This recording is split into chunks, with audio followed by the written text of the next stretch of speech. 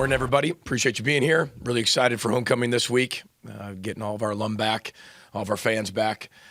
We've had 3 sellouts this year, so Mykers, Bickey, and Mills do such a great job of creating an elite atmosphere at Huntington Bank Stadium, and look forward to another one this week.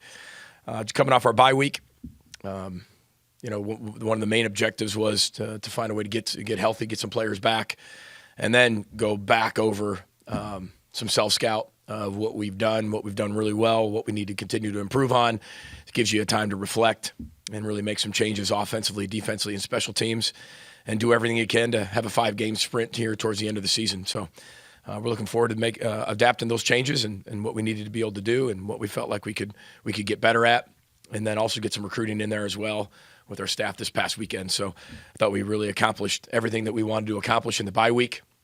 And, now we're on to Maryland. Last night had a Tuesday practice in the stadium on Sunday night, which I thought was really good for our players. So it was good to see them, good to be back.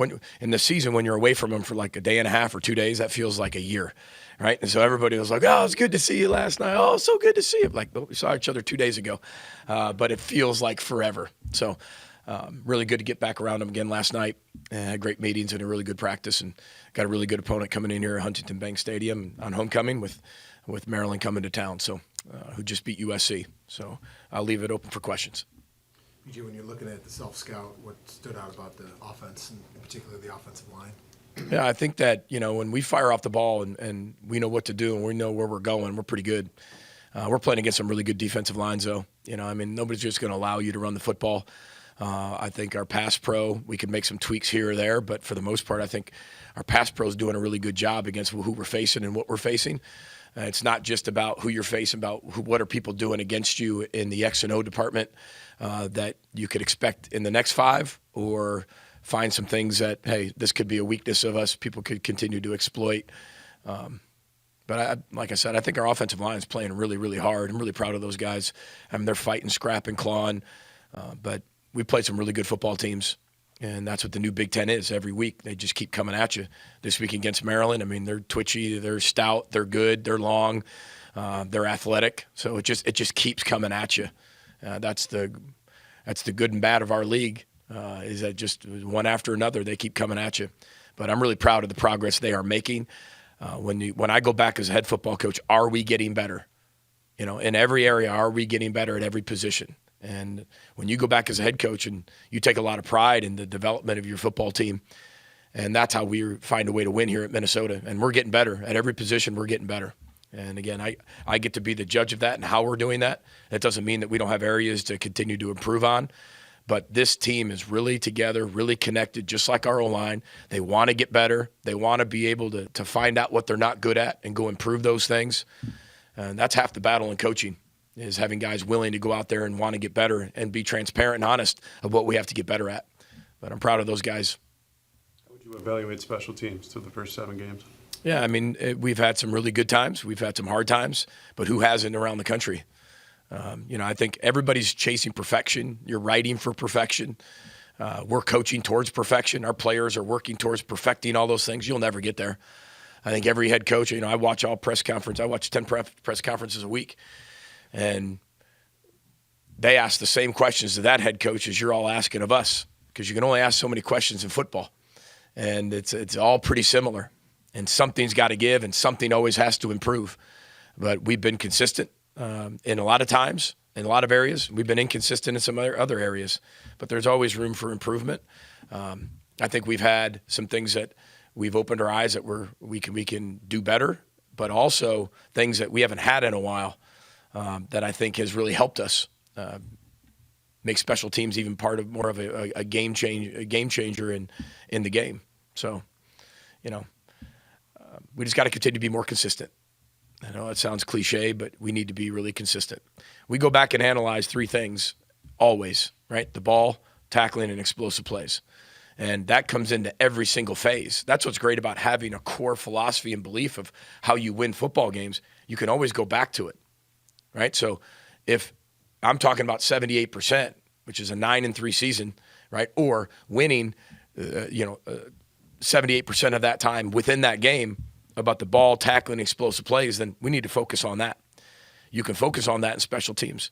You can focus on that in offense. You can focus on that on defense. And in that area, there's always room for improvement.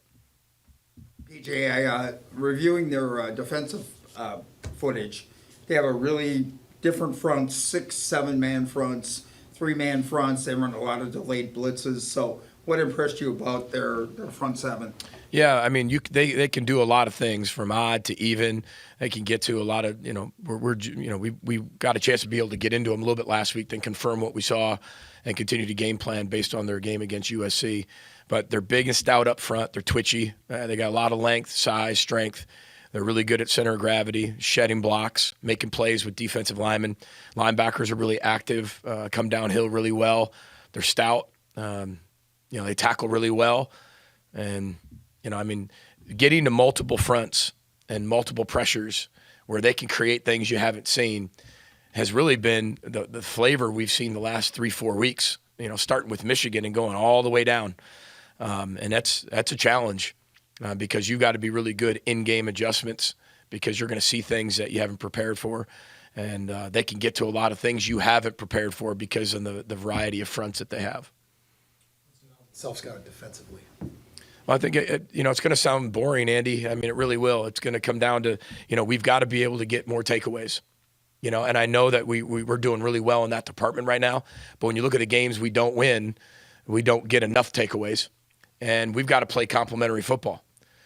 Complementary football is not just playing good offense, good defense, and good special teams. If something's not giving on one side or not doing well, it's got to be made up on the other side of the ball. And then it's got to be bridged with special teams and vice versa, right? You want to play really well in all three phases, but every single press conference, there's something that a head coach is talking about that last week they didn't do very well. I haven't seen one press conference where they're like, we have nothing to work on. We're doing pretty well. We won in all three phases. I'm not sure what we're going to do on Tuesday and Wednesday. We'll figure it out, though. They're going to read books. And nobody talks about that, right? So defensively, we've got to – it's kind of like when you look at your team, it's the beginning of the year, and you play your first game. That tells you everything you need to know. And then you've got to make all that up and get better at that throughout the year. We've got to be better at our tackling, right? Not only in space, but in holes. We've got to be better at tackling at the point of attack, using our tackling circuit, right, with the appropriate tackle. We've got to be able to continue to get more takeaways and be more advantageous, not just with interceptions, but getting the ball out in the run game. And then we've got to be able to eliminate explosive plays, whether in the run game or the pass game. And when we do those three things, Andy, we're a really good football team. That doesn't mean people aren't really good offenses. We did all those three things against USC, and they still scored 17 points. Now, 17 points in Big Ten football, that could be considered a lot or not enough. Just depends on who's looking at it. But that is what was needed to hold that high-powered offense for us to be able to win the football game and score one more point than they did. But I think when you go back through it, Andy, it sounds cliche, but it goes back to the three things. We're always going to find out those three things. How can we then creatively get better at the ball, get better at our tackling, and eliminating explosive plays? Eliminating explosive plays isn't just saying you want to eliminate explosive plays. How are we setting the edge? Are we setting the edge of the defense properly? Are we setting the edge violently enough? Right? Are we doing a really good job on our coverage and our attention to details within the fundamentals and in our coverage techniques? So again, it sounds broad, Andy, but within those things, there are so many details that we got to get better at. The discipline, the details, and the how. There's always those built within those three. PG, in your career, can you remember a freshman who's impacting the game as much in different ways as Coy is for you? It's hard to compare. I think he's making a huge impact. I think I mentioned before, if you had a true freshman, and Corey Davis at Western Michigan was pretty good, ended up being the 5th overall pick.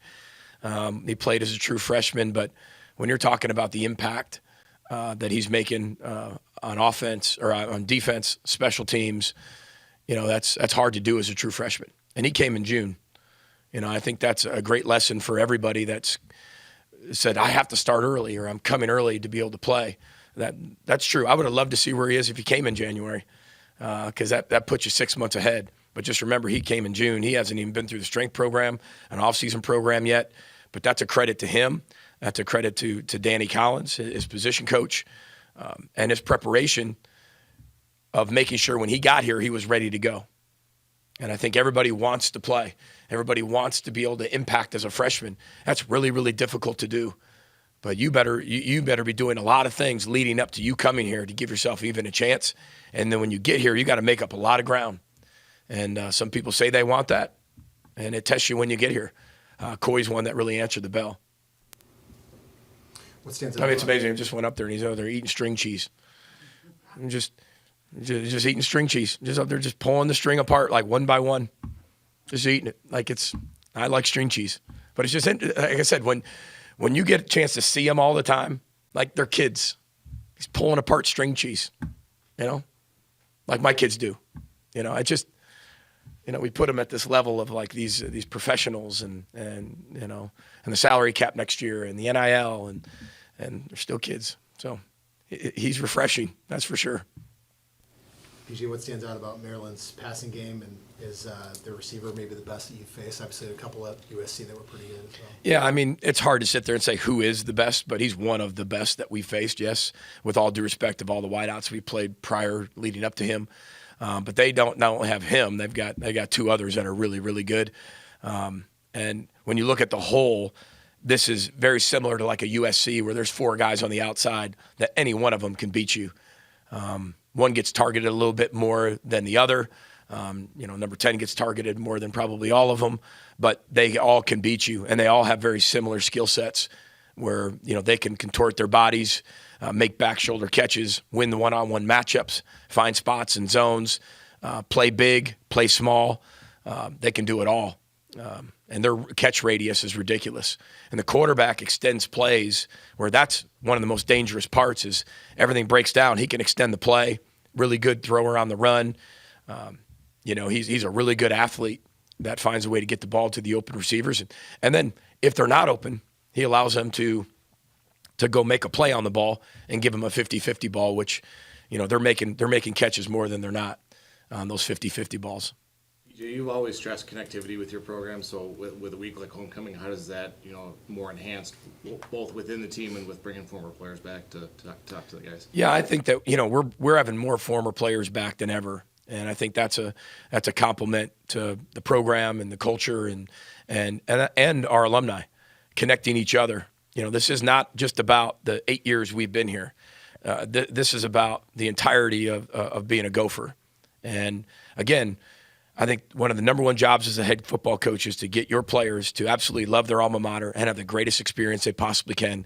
That when you're gone, they come back and feel really welcome no matter what, no matter who the head coach is, no matter what culture's here, no matter who's, what when row the boat's done, what's the next thing with Sky Uma that attaches them to everything. Remember I said Sky Uma is the tradition. Row the boat is now, and the culture mixed with that tradition. And that's how we do it now. There's going to be another one that comes in eventually down the road. So I think it's really big that nobody's bigger than the program, and everybody understands that, past, present, and future.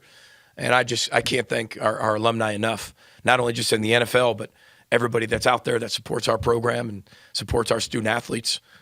They do a great job. So our job is to go out and put the best product on the field.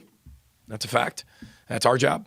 And our alumni come back and have a really, really good time and a really good experience enjoying the game and all the homecoming festivities outside of football. PJ, this position